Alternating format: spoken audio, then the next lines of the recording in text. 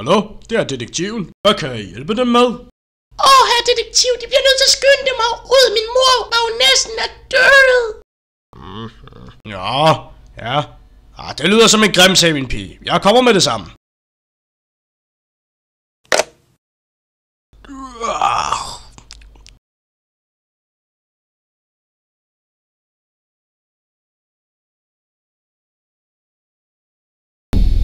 Selvom jeg var træt efter den sidste opgave, blev jeg nødt til at presse på. Der var altid nogen et eller andet sted i den her lille by, der havde brug for en god privatdetektiv.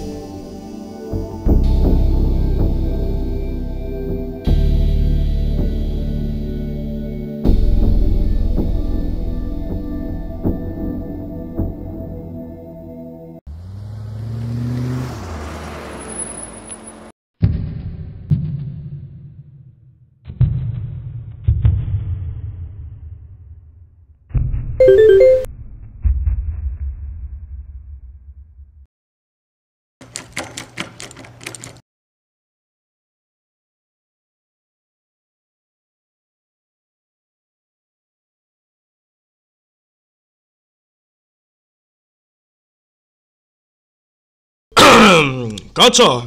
Er alle kommet? Nej, vi mangler stadigvæk bagnæssens søn, men han er på vej. Jamen godt så. Kan I andre så ikke præsentere jer selv? Jo, jeg er gartner. Jo, selvfølgelig. Jeg er bagnæsses datter. Det var mig, du snakkede telefon med tidligere. Ja, det er mig, der bottler.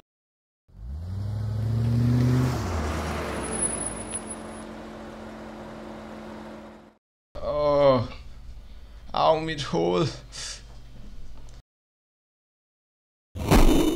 Undskyld, jeg kommer så sent. Jeg har haft en lang nat.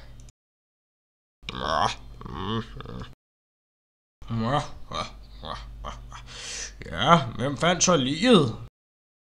Det var mig. Jeg fandt hende liggende her på gulvet i går aftes ved en 7-tiden. Her er de billeder, politiet tog.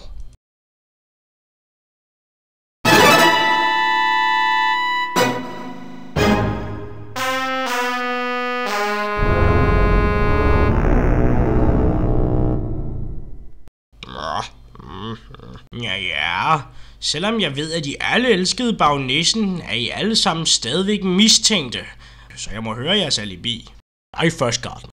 Jo, jeg var ude i have arbejde hele dagen.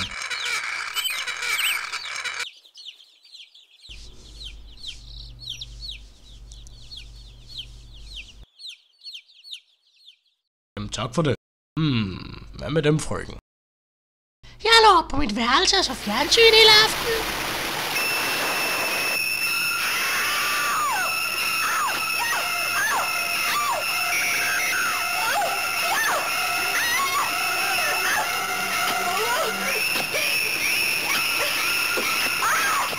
Er det ikke okay? Jo, ja, det er bare helt fint. Men hvad med dig? Jo, jeg var i byen hele natten og dansede med mig selv.